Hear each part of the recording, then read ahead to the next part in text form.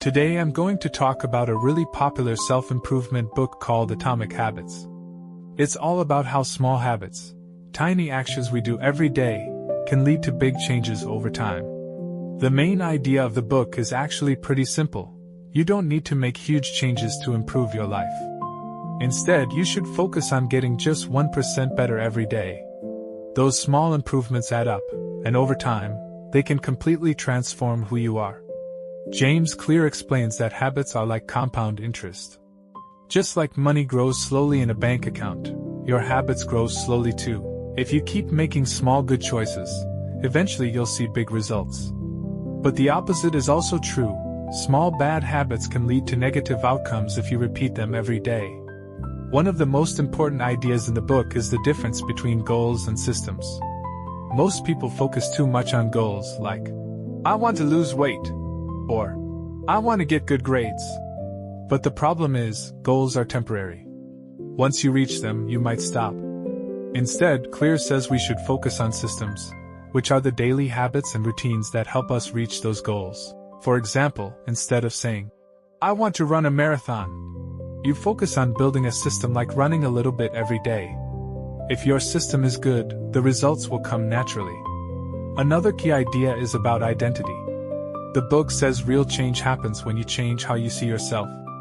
For example, instead of saying, I'm trying to quit smoking, you say, I'm not a smoker. That sounds small, but it actually changes your mindset. Every time you follow a good habit, you're voting for the kind of person you want to become. So if you study regularly, you're becoming a hardworking student. If you exercise often, you're becoming a healthy person. It's about building your identity step by step. The book also introduces something called the 4 laws of behavior change, which are basically rules to help you build good habits and break bad ones. The first law is, make it obvious. This means you should design your environment so that good habits are easy to see. For example, if you want to read more, put a book on your pillow so you see it before bed. The second law is, make it attractive. You're more likely to do something if it feels enjoyable. You can combine a habit you need to do with something you like.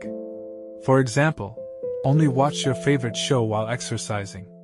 The third law is, make it easy. This is really important. If something is too hard, you won't do it. So start small. If you want to build a habit of reading, don't start with 1 hour a day. Start with just 2 minutes.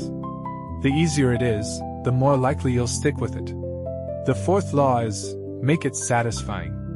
We repeat things that feel rewarding, so you should give yourself a small reward after completing a habit. This helps your brain remember that the habit is good.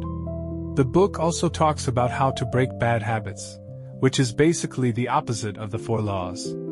You make bad habits invisible, unattractive, difficult, and unsatisfying. For example, if you want to use your phone less, you can put it in another room or turn off notifications. Another really interesting idea is something called the plateau of latent potential. This means that sometimes you don't see results right away, even if you're doing the right things. It can feel frustrating, like nothing is working. But actually, progress is happening, you just can't see it yet. Then one day, you suddenly improve.